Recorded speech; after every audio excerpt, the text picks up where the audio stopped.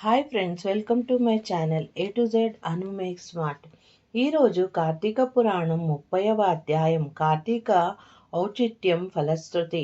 జనక మహారాజా సూత మహర్షి శౌనికాది మునులకు కార్తీక పురాణాన్ని వినిపించిన తదనంతరము కార్తీక మాస ఔచిత్యాన్ని మహోన్నతని మరోసారి క్లుప్తంగా వివరించారు.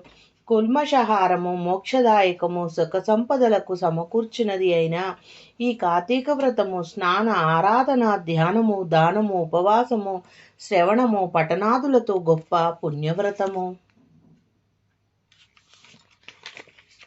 ఇది హరిహరులిద్దరికీ ప్రీతి అయిన నెల. ఈ నెలలో శివకేశవుల పూజలు పునస్కారాలకు ఆస్కారం కల్పించబడింది. తదితర కాలాలలో శివారాధన ఉత్సవాలలో వేళలో కేశవారాధన ఉత్సవాలలో శివపరమైన కార్యక్రమాలను నిర్వహించటం కాదు, కానీ ఈ కార్తీకంలో ఉభయులను ఆరాధించడం వల్ల ఉభయుల అనుగ్రహం పొందడం జరుగుతుంది. ఇందుకు వయోవృద్ధులు, స్త్రీ పురుషులు, పిన్నలు, పెద్దలు ఎవరైనా ఈ వ్రత దీక్షతో తరించగలరు.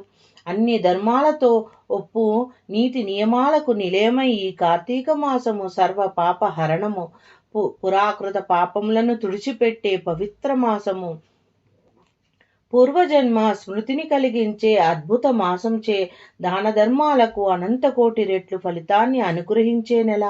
కార్తీక పురాణ పఠనం వలన కార్తీక మహత్యం పరిజ్ఞానము అవగతమవుతుంది. సంసారులు తరించగలరు. తరుణ పూజలు పురస్కారాలు వతుక్రతు దానాలతో శుభప్రదమైన అలలారు మాసము కార్తీక మాసము. స్మరణ మాత్రంగా ముక్తిని ప్రసాదిస్తుంది. వ్యయ ప్రాయసలు పాలవ్వకుండా సూక్ష్మాతి సూక్ష్మ రీతిలో మోక్ష సాధన కాలమైన విధానాలతో సత్ఫలితాలను అమోఘంగా సమకూర్చే నెల ఇది.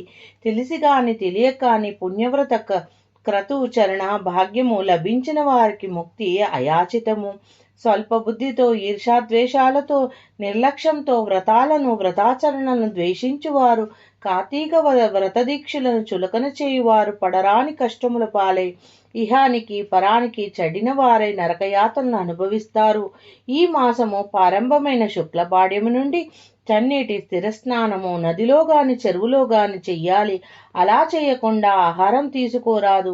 ఆలయాలలో స్వామిని సన్నిధానమున వద్ద దీపారాధన దీపదానం చెయ్యాలి. నిలాహారం గాని ఏకభుక్తం గాని పాటించాలి. ధన కనక కన్యాదాన గోదానాలు అగణిత ఫలితాన్నిస్తాయి. అన్నదానాలు వన సమాహారాధనలు వ్రతాలు పురాణ పఠనులు పుణ్యప్రదాలు వృద్ధులు పసివారు ఆరోగ్యవంతులు ఎవ్వరు కాని ఎందువల్ల కాని కార్తీక వ్రత నియమాలు పాటించలేని వారు కనీసం కార్తీక మాసంలో ఏకాదశి నాడు గాని లేదా ఏ ఒక్కరోజు గాని అనుసరిస్తే ధన్యులవుతారు. పురాణ పఠనము విన్న పునీతులవుతారు. మనసున ఈ వ్రతాలు దానాలు పూజలు నిష్టలో అనుసరిస్తున్నట్లు భక్తితో తలంచినా తరిస్తారు. రాజా, ఈ కార్తీక మాసము సమస్త పుణ్యాలకు సాధనం, సర్వ పాపాలకు విరుగుడు, హరిహరుల ప్రీతి దివ్య సాధనం. ఈ 30వ రోజు పారాయణ భాగం సమాప్తం. కార్తీక పురాణ పఠనం సమాప్తం. సర్వే జనా సుఖినో భవంతు. సన్మంగళాం భవతు.